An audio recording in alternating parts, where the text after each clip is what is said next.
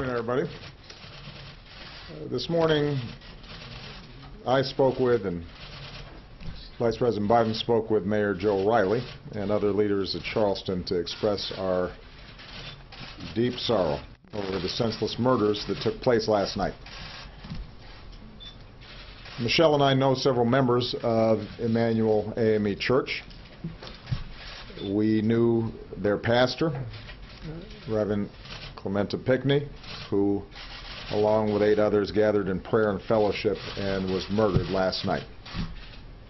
And to say our thoughts and prayers are with them and their families and their community doesn't say enough to convey the heartache and the sadness and the anger that we feel. Any death of this sort is a tragedy. Any shooting involving multiple victims is a tragedy. There is something particularly heartbreaking about a death happening in a place in which we seek solace and we seek peace, in a place of worship. Mother Emanuel is, in fact, more than a church. This is a place of worship that was founded by African Americans seeking liberty. This is a church that was burned to the ground because its worshipers worked to end slavery. When there were laws banning all black church gatherings, they conducted services in secret. When there was a nonviolent movement to bring our country closer in line with our highest ideals, some of our brightest leaders spoke and led marches from this church's steps. This is a sacred place in the history of Charleston and in the history of America. The FBI is now on the scene with local police, and more of the Bureau's best are on the way to join them. The Attorney General has announced plans for the FBI to open a hate crime investigation. We understand that the suspect is in custody, and I'll let the best of law enforcement do its work to make sure that justice is served. Until the investigation is complete, I'm necessarily constrained in terms of talking about the details of the case. But I don't need to be constrained about the emotions that tragedies like this raise.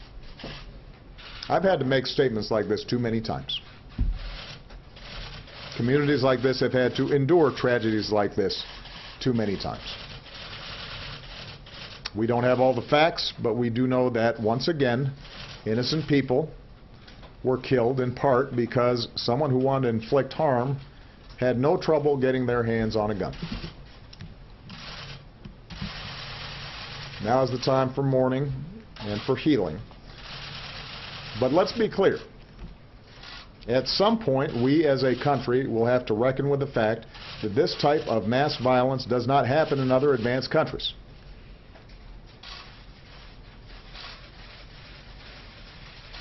It doesn't happen in other places with this kind of frequency. And it is in our power to do something about it. I say that recognizing the politics in this town foreclose a lot of those avenues right now. But it'd be wrong for us not to acknowledge it.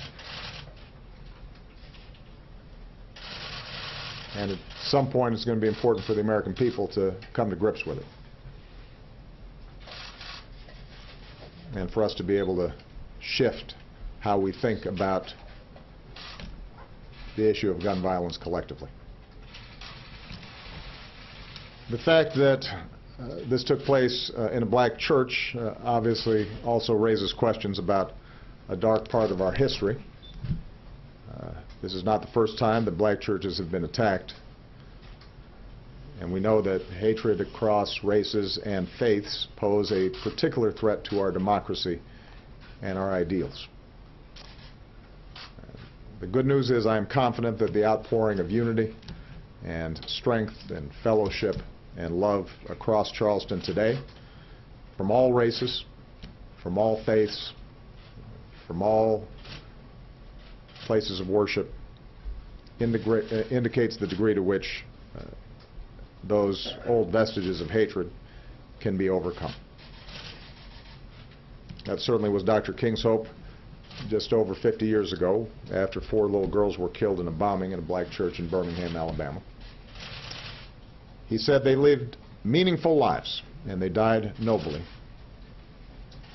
They say to each of us, Dr. King said, black and white alike, that we must substitute courage for caution. They say to us that we must be concerned not merely with who murdered them, but about the system, the way of life, the philosophy which produced the murderers. Their death says to us that we must work passionately and unrelentingly for the realization of the American dream.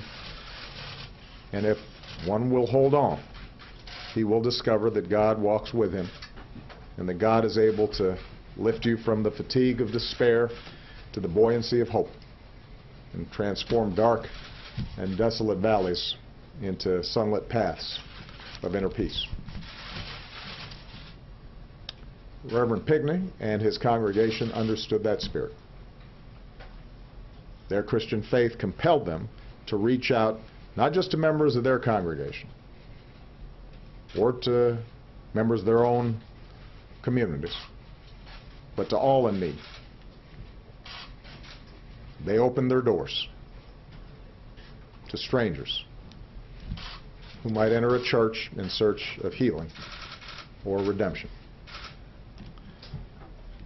Mother Emanuel Church and its congregation have risen before, from flames, from an earthquake, from other dark times, to give hope to generations of Charlestonians. And with our prayers and our love and the buoyancy of hope, it will rise again now as a place of peace. Thank you. Mr. President, what would you do differently on gun control?